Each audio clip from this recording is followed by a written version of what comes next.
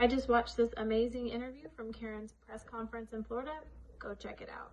The wonderful family, the Yates family, and I'm here primarily because of this wonderful little girl, Kenna.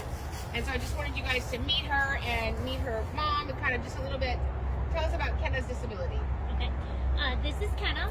Kenna was born with a mild hearing loss, and today it's now at a severe bilateral hearing loss in both ears, which means she doesn't have hearing loss in just one ear, it's in both ears, and it's both at severe at the moment, so it's been progressive to this point.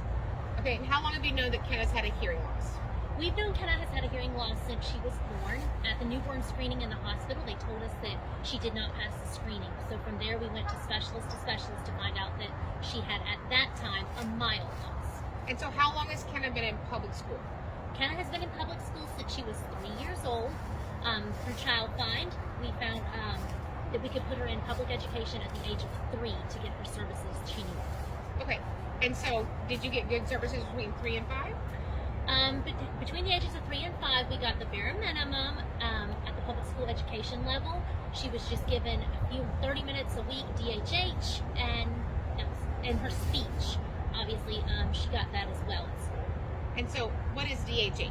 DHH is deaf and hard of hearing services, where they come into the classroom and help the kids learn to advocate for themselves, whether it's proper seating or speaking up and saying, hey, can you repeat that? I didn't hear that. It's just to help them with life skills in the classroom.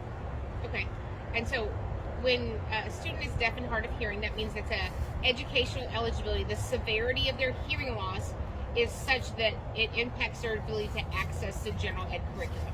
And so every student in America has the right to have access to the curriculum at the same time every other child in the class does. So if we're giving her information on George Washington this week, then she needs to be given it to her in her learning modality. And when you have a sensory disability, whether you're deaf and hard of hearing, deaf, blind, or visually impaired, you have different modalities of learning. And so what is one of her modalities of learning? Is she signing? She is now signing. Okay, tell me about that. We went to the school district and asked that Kenna, as her hearing loss progressed, we asked that she be receiving an interpreter to help build that modality, and they told me no. And so that's when we had to reach out to Ms. Cunningham for help in getting her the proper tools she needed to be successful in the classroom. So do you struggle communicating? No, I don't struggle communicating. Kenna, why do you think that when you asked, did you just ask one time and go away, or did you ask multiple times? No, we did ask multiple times and were told no several times. And we knew then we had to reach out in order for Kenna to be successful in the classroom. And so one of the things that's so egregious is this parent works at the school. You would think, I would have thought years ago, that if I worked at a company, that would give me an advantage if the company can help me with something.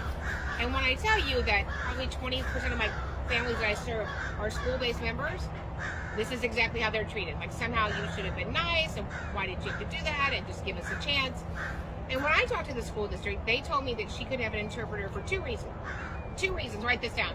Can't have an interpreter in Florida because you're rural. We don't have one around here. Unacceptable, not true, back to unacceptable, and it's illegal.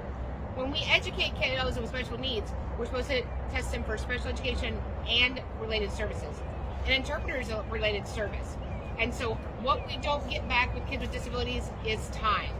And people posturing, being in leadership at the district level, telling adults no, is unacceptable on every level. And so it's also unacceptable to say, oh, we gave you this service, and now that you're not going to bother us, we're going to take away the service. So we're not going to take away the service so that she can be a successful adult. Has she learned a few sign language words? Yes, she is proficient in sign. I'm happy to say that she's learned about between 400 and 500 signs since April. Since April, she's added that much language in a new language modality. So when I go in, if I went and taught a class, I would teach it in English. That's my language. Her language is sign language, and she has the exact same right. So if you're a parent in Florida, this wonderful state with wonderful people that will do better, because that's the only option. If your child is deaf and hard of hearing, deaf, blind, or vision impaired, they're allowed equal access at all times. And so thank you so much for sharing your story.